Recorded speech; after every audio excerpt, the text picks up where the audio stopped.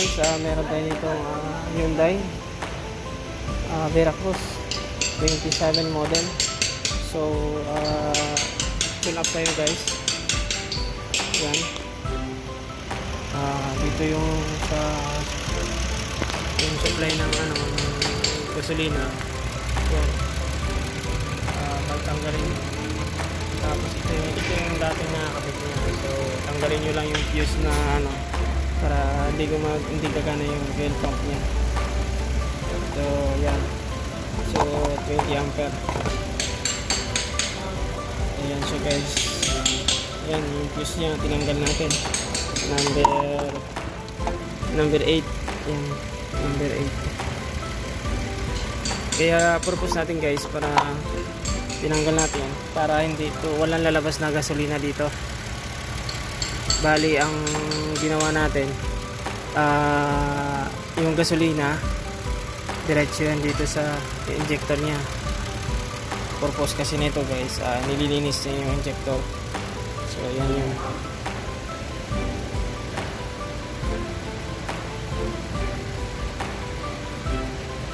Tapos ito yung alarm niya. So tumunog na siya guys. Bali dapat dalawa nakailaw dyan, green. Pag malapit na siya matapos, tutunog siya, mawala yung ilaw. Ito na lang. So hinihintay na lang natin siya maya konti, off na rin natin yan. So ganito yung pag tune up namin sa sa mga gasoline. Ito linis na ng linis ng injector.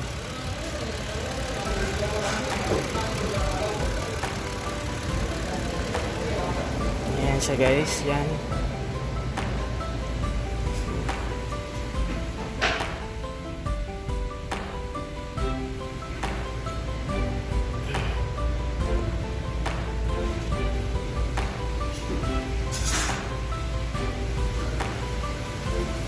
Tapos ito guys, ito yung hangin, ito yung sa fuel, ito yung galing dito sa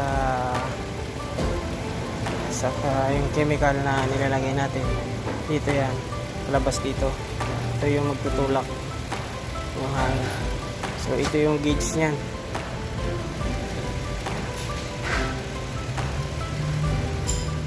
So gagawin natin guys pagkatapos itong tune up, ito yung 6 cylinder kasi ito so bali tatanggalin natin yung intake nya. Yan.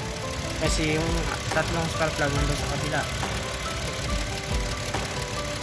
Update kayo ulit mamaya guys pagka tatanggalin natin to at paglinis lahat pati yung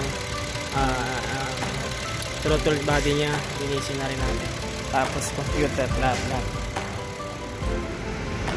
So yun, ito na yung palitan na natin. Maraming view sa to Malinis na rin yung throttle body niya guys. So yan, malinis na rin yung throttle body niya. Kinakabit na rin yung ganyan. Subscribe nyo para yung channel ni Ben Burns Mechanic guys. Yung gumagawa. So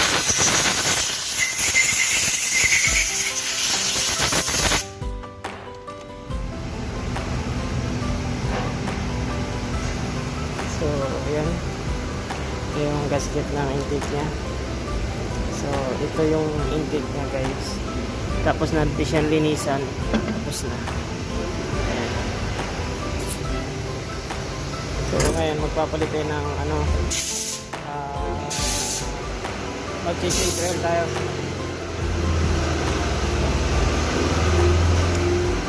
So yun guys, tapos na natin siya ma-tune up. Ayan, so malinis na lahat. Okay na. Ilagyan na rin natin yung tubig yung sa wiper nya. Kompleto na yan. Ayan. So nilinis na rin bago lahat, filter na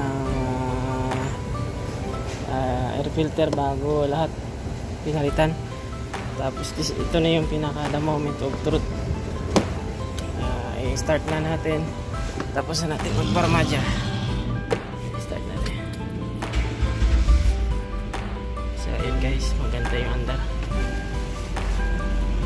So yun guys, tapos na natin yung Hyundai.